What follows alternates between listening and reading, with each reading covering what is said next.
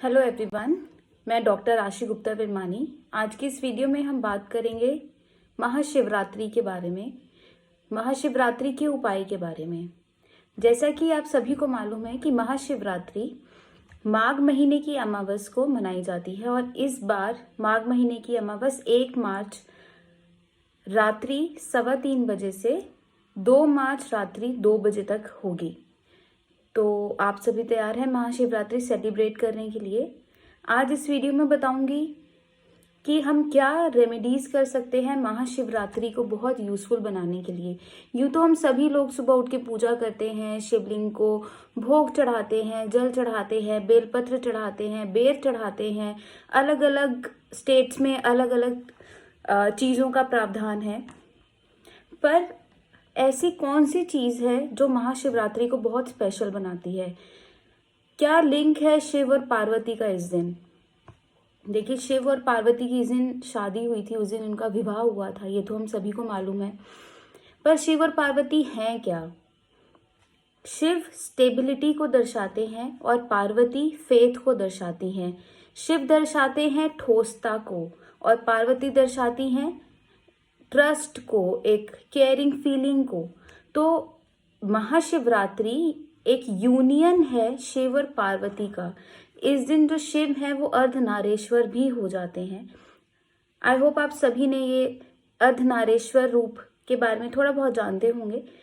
पर इसका मतलब क्या है? जब वो दोनों मिल गए, आज इनका विवाह हुआ, जब ये दोनों एक हो गए, यानी कि ये समझाना चाह रहे हैं आपको कि जब आपके अंदर दृढ़ता आ जाती है, स्टेबिलिटी आ जाती है, जब आप एक काम के पीछे पड़ जाते हैं। जैसे हमने सभी ने शंकर भगवान की कुछ इमेजेस देखी हैं, फोटोज देखा है या पढ़ा है उनके बारे में कि वो कैलाश पर्वत पे ध्यान में बैठते हैं। तो ध्यान में होने का मतलब है स्टेबिलिटी, एक जगह पर बैठ जाना। उन्होंने तो बहुत लाखों सालों के लिए ध्यान किया।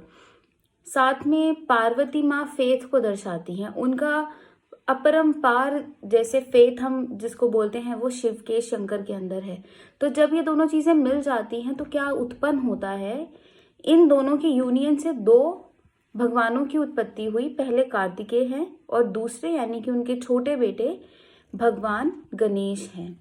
इनका क्या मतलब है? तो इनकी फैमिली का क्या मतलब है? सबसे पहले तो हम ये समझेंगे, क्योंकि शिवरात्रि वाले दिन हम शिव परिवार की भी पूजा करते हैं, खाली हम शिवलिंग की नहीं करते। और हमेशा ध्यान रखिए, जब भी आप शिवलिंग पे जल चढ़ाएं या शिवलिंग पे कोई भोग लगाएं तो सबसे पहले आप शिव परिवार को, जिसमें नंदी भी आते हैं, कार्तिकेय भी आते हैं, सर्प नागराज भी आते हैं, पार्वती माता भी आती हैं, तो हमें इन सब का, और गणेश जी डेफिनेटली, तो हमें इन सब का ध्यान पहले रखना है और फिर बारी आएगी शंकर भगवान की यानी कि शिव जी की या शिवलिंग की। तो इनके परिवार का मतलब क्या है, सबसे पहले ये समझेंगे। तो जब ये दोनों मिल गए, अब इससे हुआ क्या? कार्तिकेय हुए। कार्तिकेय का मतलब क्या है? कार्तिकेय एक ऐसे भगवान हैं जो पिकॉक की सवारी करते हैं और साथ में ये ऐसे भगवान माने जाते हैं जो हर बुराई को अपने आप से दूर कर सकते हैं। जैसे हम सभी ने मोर को देखा है, कैसे मोर बहुत अच्छा कलरफुल डांस करने वाला एक बर्ड है, पर अपने पैरों से झपट्टा मार के अगर कोई भी नेगेटिविटी यानी कि कोई भी कीड़ा उसके आसपास आता है, वो झपट्टा मार के उसको पकड़ लेता है। उसी तरह कार्तिकेय भगवान माने जाते हैं कि अगर आपके आसपास कोई छोटी प्रॉब्लम भी है तो उनके अंदर इतनी समझ है कि वो कैसे उस चीज़ को पकड़ लें। तो कार्तिकेय भगवान बहुत ही एक इंटरेस्टिंग भगवान है जिनके बारे में हमें समझना चाहिए। दूसरे भगवान हैं, उन दोनों की यूनियन से जो उत्पन्न हुए, वो है भगवान गणेश। अब भगवान गणेश तो हम सभी को मालूम है चतुराई के देवता हैं। वो बताते हैं इंटेलेक्ट को, नॉलेज को, वो बताते हैं वाक्पटुता को। अगर आपके अंदर बुद्धि है, दिमाग है, पर बात करने की अकल नहीं है, आपको नहीं मालूम अपनी बात को प्रेजेंट किस तरह करना है, तो आपकी बुद्धि, आपका ज्ञान क्या आपकी यूज आएगा? नहीं आएगा। तो जब किसी इंसान के अंदर ज्ञान की बात करनी हो, जब किसी को वाक्पटुता की बात करनी हो, जब किसी को ये भी देखना हो कि क्या आप गुड लिसनर हैं, क्योंकि हम अगर गणपति को देखें तो वो एक पूर्ण भगवान के रूप में हमें कुछ ना कुछ बताना चाह रहे हैं। आप हम उन्हें देखेंगे, उनके कान बहुत बड़े बड़े हैं जो दर्शाते हैं कि he is a good listener, वो बहुत अच्छे श्रोता हैं। उनकी हम सूंड देखेंगे, लंबी सी सूंड है और उनके 2 दांत है, एक दांत उसमें से टूटा हुआ है और उस दांत से आपको पता है उन्होंने क्या किया था, टूटे हुए दांत से उन्होंने पूरी रामायण लिख डाली थी। तो ये करता है, उन्होंने अपना आधा टूटा हुआ दांत भी वेस्ट नहीं किया। तो जो गणपति भगवान हैं वो तो बहुत कुछ हमें सिखाते हैं, बहुत कुछ हमें दर्शाते हैं, और जो उनकी लंबी सूंड, जैसे मैं अभी आपको बता रही थी, वो ये दर्शाती है कि बहुत ज़्यादा सेंसिटिव होना। आपको मालूम है, अगर हम एलिफेंट्स यानी कि हाथी की अगर बात करते हैं तो उनकी सेंसिटिविटी उनकी सूंड से पता लगती है। अगर वो कहीं पे अपनी सूंड रख दे धरती पर तो अपनी सूंड की वाइब्रेशन से वो दूसरे हाथी तक अपनी बात पहुंचा देते हैं। तो ये उनकी जो सूंड है वो सेंसिटिविटी को दर्शाती है कि एक जगह बैठ के मीलों दूर वो अपना कोई भी मैसेज, संदेश पहुंचा सकते हैं। तो देखिए हुआ क्या, शिवरात्रि वाले दिन जब माँ पार्वती और भगवान शिव की शादी हुई, जब उनका विवाह हुआ तो उन दोनों का मेल हुआ। उन दोनों का मेल ही बहुत इंटरेस्टिंग है। यही हमें समझना है कि हम स्टेबल रहें, हम कोई भी कार्य करने जा रहे हैं तो हम उसके पीछे लगे रहें, हमें उससे विश्वास नहीं खोना। तो हम स्टेबल भी रहें और उस अपने कार्य पे विश्वास भी रखें। अगर हम ये करेंगे तो हमें उसका बाय प्रोडक्ट मिलेगा, यानी कि अगर हमारे आसपास कोई नेगेटिविटी है, कोई हर्डल आने वाली हो, हम उसको भी दूर कर पाएंगे और साथ में हमारे अंदर ज्ञान की उत्पत्ति भी होगी, हमारे अंदर एक क्लेवरनेस आएगी कि हमें जवाब किस तरह देना है। और अगर आपके अंदर ये सब चीज़ें आ जाती हैं तो आपको सक्सेस होने से कोई नहीं रोक सकता। दूसरी चीज़, शिवरात्रि अगर मैं थोड़ा सा साइंटिफिकली तौर से समझाऊं आपको, तो शिवरात्रि वाले दिन यानी कि एक होता है फुल मून यानी कि पूर्णिमा और एक होता है न्यू मून, यानी कि तुरंत जब अमावस लगी उसके क्षण बाद ही न्यू मून आना स्टार्ट हो गया, नया चंद्रमा बनना स्टार्ट हो जाता है जैसे ही अमावस की घड़ी पार हुई। तो इस दिन क्या होता है, हाई टाइड्स होते हैं बहुत ज़्यादा। अगर आप ओशियंस को देखेंगे, नदियों के किनारे आप बैठ के देखेंगे तो उनकी जो पानी का जो बहाव है वो ऊपर की तरफ होता है, पानी ऊपर की तरफ उठता है। हमारी बॉडी के अंदर भी 70% पानी की मात्रा है, ये तो हम सभी को मालूम है।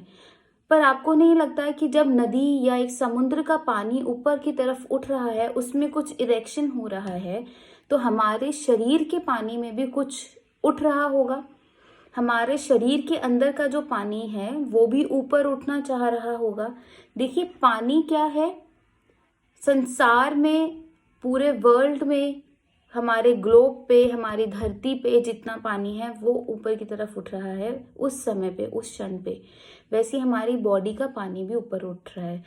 पानी एक ऐसी चीज़ है जिसको हम जो कहें वो मान जाता है।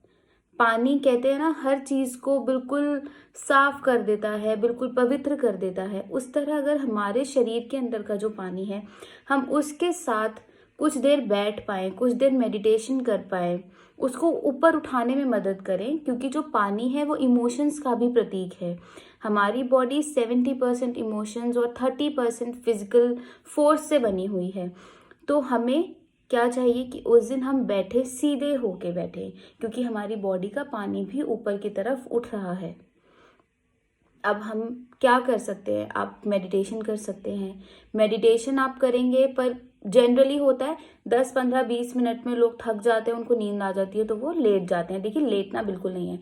जैसे ही 3:15 बजेंगे, यानी कि जैसे ही अमावस की घड़ी स्टार्ट हो जाएगी, आपके शरीर में कुछ उठने के लिए आतुर होगा, आपको कुछ बताने के लिए, आपको कुछ नया दिखाने के लिए आतुर हो सकता है, जिससे आप सेल्फ रियलाइजेशन कर सके। पर अगर आप लेट जाते हैं उस समय पे, तो जो आपकी बॉडी का पानी उठना चाहता है वो लेट जाएगा, तो वो आपको कुछ बेनिफिट नहीं दे रहा। अगर जिन लोगों को भी इस दिन के लिए बेनिफिट चाहिए, वो 3:15 बजे थोड़ी देर ध्यान ज़रूर करें।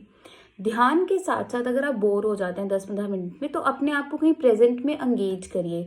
जैसे कोई अच्छे भजन सुनिए जहाँ पर आप भगवान का ध्यान लगा सके, या कुछ पेंट करिए जहाँ पर आप खुद से मिले। जब हम पेंट करते हैं ना तो हम सब कुछ भूल जाते हैं, हमारा जो कंसंट्रेशन होता है वो सिर्फ पेंटिंग के अंदर होता है, कलरिंग के अंदर होता है। हमारे हाथ चल रहे होते हैं, हमारा दिमाग चल रहा होता है, कुछ बन रहा होता है, कुछ उत्पन्न हो रहा होता है। तो वही आपको भी करना है। इस दिन जरूर उठे रहें, अपना अवचेतन मन बिल्कुल सौंप दे भगवान को, भगवान शिव को।